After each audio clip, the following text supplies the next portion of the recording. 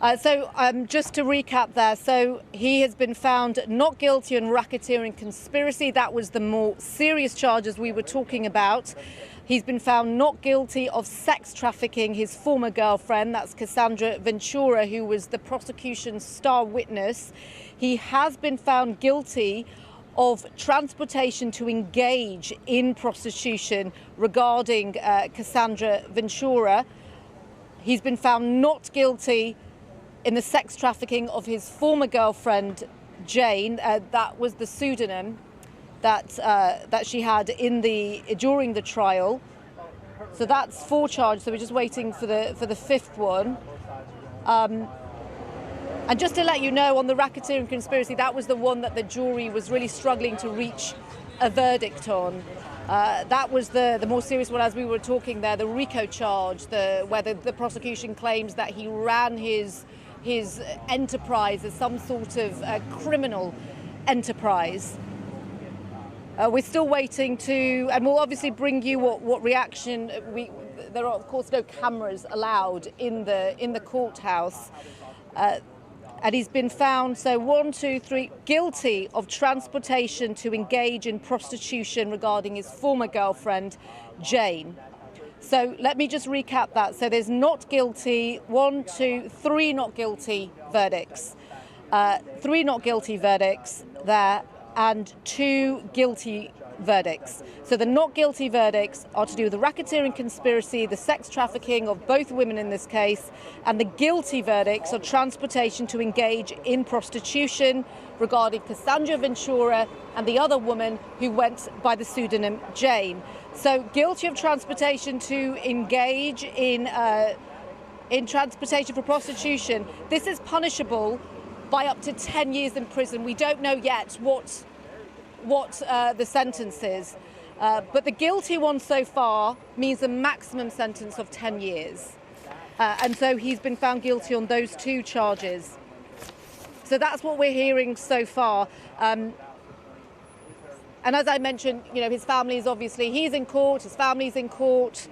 We're not getting much reaction. I just want to give you a sense of what it's like. I'm out here, we have our digital team, BBC's digital team inside the courtroom, and they are updating us on what is happening inside the courtroom. But just to recap again, he has been found guilty of transportation to engage in prostitution, 2 charges to do with Casandra Ventura, his ex-girlfriend of more than 10 years, who was at the heart of the prosecution's case, and in reference to his former girlfriend, Jane. That was a pseudonym that she was given.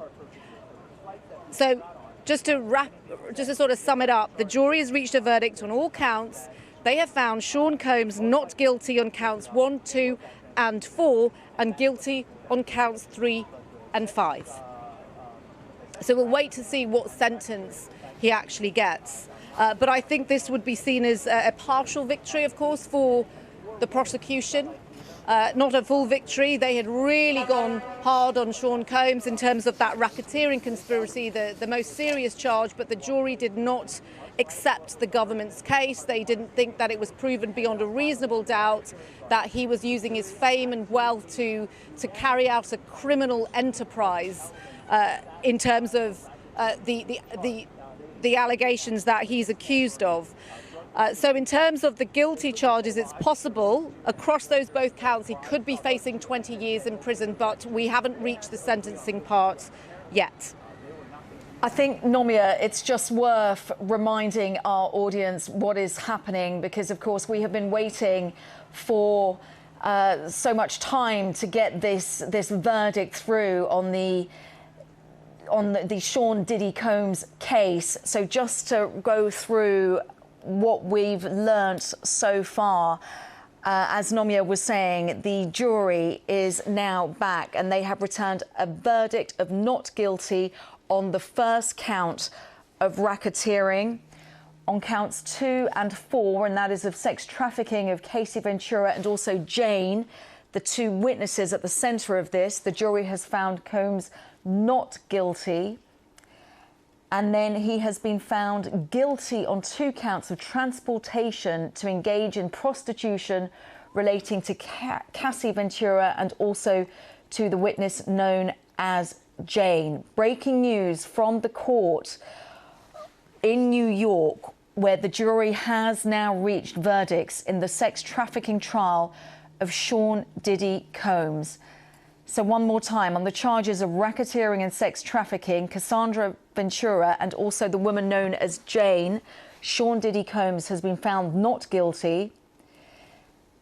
But on the charge of transportation to engage in prostitution related to Casandra Ventura and Jane, Sean Diddy Combs has been found guilty. So that live breaking news from New York on the case of Sean Diddy Combs. I'm joined by Rhianna Croxford, who is our correspondent, who has just been with us listening to this. And I know you've been extensively looking at this case. There's going to be disappointment when it comes to some of these, what the jury has found, especially when it comes to that complicated charge of racketeering. This will no doubt be seen as a victory for Sean Combs' team. Transportation to engage in prostitution carried the least amount in terms of jail time that he could have served. Now, obviously, let's rewind. Central to this case was this idea that Combs had forced or coerced his former partners into so-called freak-offs, these prolonged drug-fueled sexual encounters with male escorts that prosecutors had argued that his former partners had been forced into. We've heard over the past 7 weeks from more than 30 witnesses. We've heard very harrowing testimony as well from Casandra Ventura, his former partner, who detailed how humiliating these encounters were, how painful these encounters were. She said they could sometimes go on for days on end. Now, it's quite striking that he's been found not guilty of racketeering and also sex trafficking. I mean, if we're going to unpack those laws a bit under US law, racketeering is a charge that has long been associated with mob or mafia bosses. It's this idea that he ran a criminal enterprise, say, that involved many of his staff to help him conceal and also carry out a number of crimes. We now know that's not the case, according to the jury's verdict. Sex trafficking is this idea that you could get an adult to engage in sex for money through either force, fraud or coercion. Coercion being this idea that you could come to physical harm if you don't go through with something, or even emotional harm or reputational harm. So one has to wonder how exactly the prosecution feel, but also how the victims in this case feel, having spent weeks testifying in such graphic detail about their experiences. But this will no doubt be seen as a victory for Combs. As Nomia mentioned, the maximum amount of jail time he could face for transportation to engage in prostitution is 10 years. It was definitely the most minor offences that he'd been charged with. So really is an extraordinary outcome, and I'm sure as the minutes, the hours go on, we're going to get more and more reaction from his team and also from the victims in this case and also from the prosecution. Rhianna, thank you so much just for talking us through that. I know you've done an awful lot of work on this. You've been following this very closely. We're going to come back to you just to unpick some of this once more. But I can tell you from our team who are reporting from inside that New York court that as the verdict was read out, Combs remained stoic. He was apparently hard to read. He was staring forward, and beforehand he was praying with his adult children, and he was also hugging his lawyers. The judge then instructed the courtroom and also the overflow room to stay orderly, but there was an explosion of noise as the verdicts were delivered. And our team inside the court, they heard that noise after each decision was read out, with supporters of Sean Diddy Combs cheering at the front of the court. And I'll go through the verdicts in just a moment, but just to remind our audience, for those of you joining us, that we've heard the verdict from the Sean Diddy Combs sex trafficking trial. And just to explain that the details from this trial were difficult. They were grim. So some of you may find the details that we will be talking about distressing. So just warning you now of that. But in brief, the music mogul Sean Diddy Combs has been found not guilty of racketeering, not guilty of sex trafficking, an ex-partner, Casandra Ventura, and another woman who was referred to as Jane. He was found guilty of transportation to engage in prostitution relating to both of those women. Now, I can tell you that each charge carries a maximum sentence of 10 years. We're yet to find the sentencing. He was cleared of 3 other counts, including sex trafficking a former girlfriend, and this caps a 7-week trial in which more than 30 witnesses were called. We can talk to Nicholas Tyrell Scott, who's a London-based music and culture journalist. You've been covering, Nicholas, Sean Combs' career, its meteoric rise and also its fall. Just your reaction to this verdict. I think, as you said, it's kind of remarkable that he got the most minor offence out of all counts that he was charged, that he was in court for these last few months. So, yeah, it's an interesting one, and I'm intrigued to see the sentencing that comes from this in the coming hours and days. I think it's worth just reminding our audience, Nicholas, the background to Sean Diddy Combs. I mean, he is such a huge star. His music reaches so many people. He has so many fans. And like I was saying, when the verdicts were read out, his supporters in court burst into cheers. His career spanned many years, and he was absolutely huge when it comes to the music industry. Yeah, he was notorious, pun intended. You know, obviously he was involved with Notorious B.I.G.'s career, one of the many faces behind it, instrumental with, you know, the likes of Mary J. Blige, Mariah Carey, producing the likes of them, Total, Stevie J, The Lox. You can really just... Most people in hip hop and R&B have at least been in his periphery, which is why this case is so important. And I feel like why it's been covered in such high degree, which is why this is breaking news, because of his stature and what this might mean for things going forward in hip hop and R&B. And when it comes to the power and the influence that he had, I wonder if you could just put this into context for us, given the accusations were so serious. And OK, he has been found not guilty of racketeering conspiracy, not guilty of sex trafficking his former girlfriend, Casandra, known as Casey Ventura, not guilty of sex trafficking his former girlfriend, a woman who was known in the court by the pseudonym as Jane. But he has been found guilty of the transportation to engage in prostitution, as it counts to Casandra Casey Ventura. And he has been found guilty of transportation to engage in prostitution to his former girlfriend, who is known as under the pseudonym of Jane in court. He was extremely powerful. His reach was very broad. Absolutely. I think with Cassie and Jane Doe and all of the kind of people he touched, you know, that's why there was chatter of, you know, the Diddy parties and in the investigations into that, both through op-eds and through reports, formal reporting throughout this case as well. I think it's why you've got all eyes on it. And I think, you know, with the charges, the charge he has kind of been found guilty of, this conflates with the Me Too era that's touching not only hip hop, but music and entertainment in Hollywood as well. So someone like him facing jail time, definitely, it sounds like, it will have serious ramifications for the industry and behavior and, you know, intersexual relationships and music relationships, entertainment relationships, and just how we navigate forward. Going forward, it's quite astonishing to kind of see a case so big in recent years. So just on that point, that's a really interesting point. So you think it will make a difference?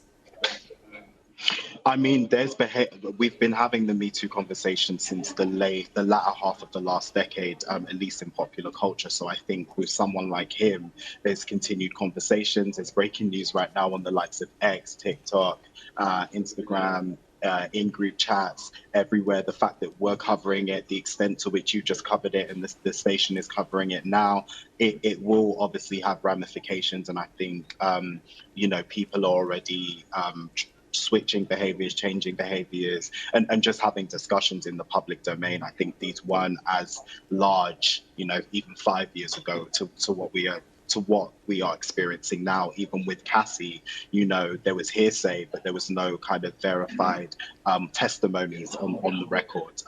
In the 5 years that have come, she's obviously come to do that, and people on her behalf as well. So it's really going to be an interesting one to see move forward. But yes, to answer your question, I do think there'll be conversations. I do think there'll be maybe new conventions. And I do think going forward with figures like Diddy seeing the courtrooms at least, there will be kind of a navigation of this new period in popular culture and the zeitgeist. Really interesting points that you make, Nicholas Tyrell Scott. Thank you very much for joining us and your swift reaction there. London-based music and culture journalist. He's been Nicholas Tyrell there covering Sean Diddy Combs for his rise and obviously now his fall. Fascinating insight there into the impact of this very difficult trial on the music industry. I can tell you that the jury deliberated for 13 hours over 3 days to come to what is a unanimous decision on the charges against Sean Diddy Combs. We can go back to my colleague Nomia Iqbal, who has been covering this and monitoring this from the very, very start. Nomia, back to you. Yes, the fate of one of the world's biggest hip-hop stars has now been decided by a jury of 8 men and 4 women, and as you outlined there, they took 13 hours. And we're talking about 7 weeks of evidence, harrowing evidence, as you were spelling out there. But I want to bring in my colleague, Sakshi, who is also a reporter at the BBC and has been inside the courthouse from day one. Can we just start from the beginning? Because when we got here this morning, the jury had returned. They'd been told to go home, carry on deliberating.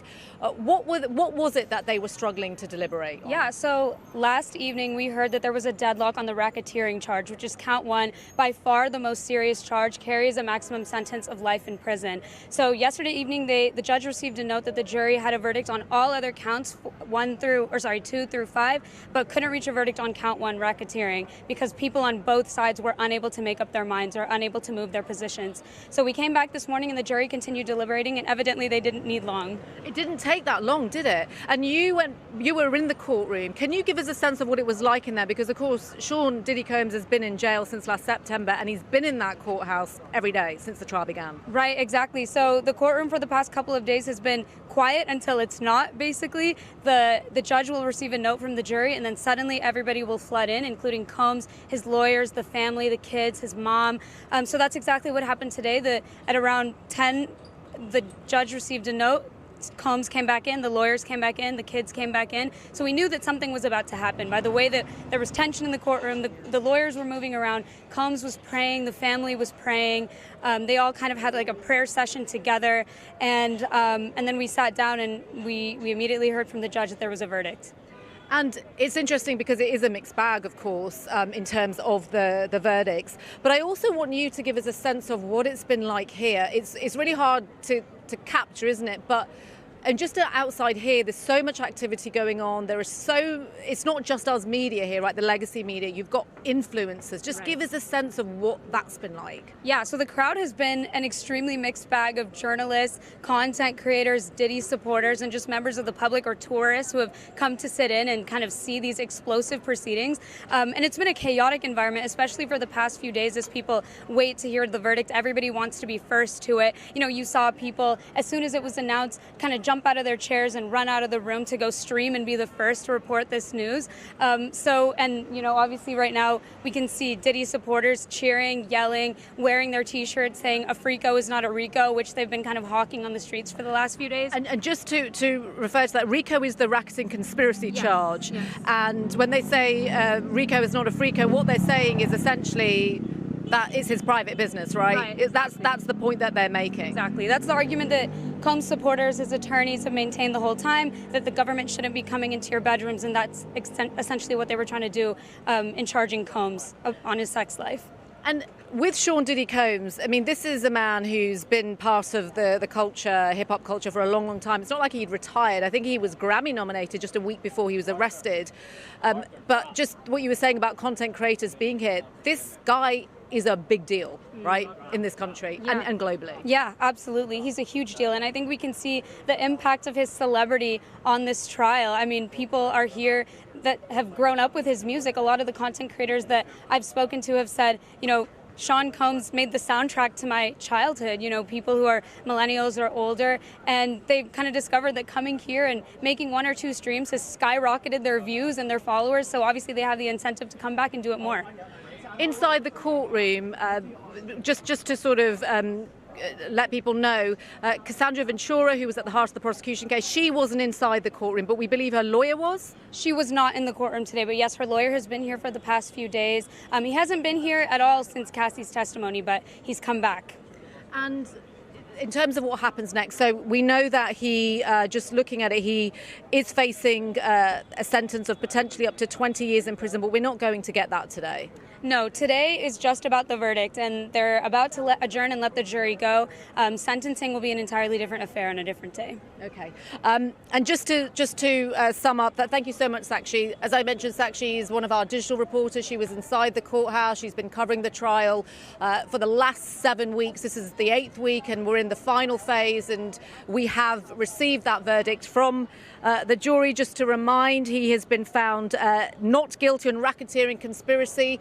As we were hearing there, this was the more serious charge where he could have faced life in prison, but he has been found guilty on the transportation for prostitution, which refers to his ex-girlfriend Casandra Ventura and a second woman who went by the pseudonym Jane, and he could face potentially 20 years in prison. But as Sakshi was saying there, we're not at that stage yet of sentencing, but we do have that verdict now, in which this jury of 8 men and 4 women have decided the fate of one of hip-hop's biggest stars. Yeah, and it has to be absolutely stressed just how huge this man is in terms of his music, in terms of his career. Nomia, just one more to you, because we're hearing from inside the court that the judge is now hearing from Sean Diddy Combs' legal team.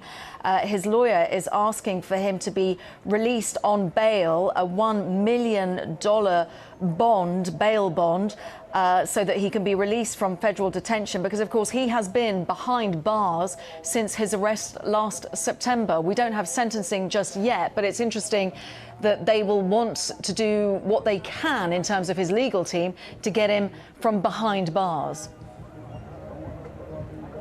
They've tried this several times before, arguing that the charges he was facing were so serious, including, as we've been talking, racketeering conspiracy, and he could have been sentenced to life in jail. And so their argument was that he should be allowed out on bail, and that was dismissed by the judge. We'll see what happens in regards to that. Let me just tell you what's happening inside court. So the defence, as just recapping, they want him released. They want him to return to his Miami home. His plane's been chartered. It's in Miami. He doesn't have access to his plane. They're saying this is his first conviction. He should therefore be released. His entire family is here. Any of them can sign on to a bond. And so they're making that argument. The judge is saying, has he relinquished his passport? Defence is saying, we'll give to pre-trial services. We want him to be able to go to travel. He's got homes in Florida, LA and New York. The government opposes the application. So we'll see what happens there. But as I mentioned, they have done that before. His defence argued that he should be allowed on bail, and it's always been rejected.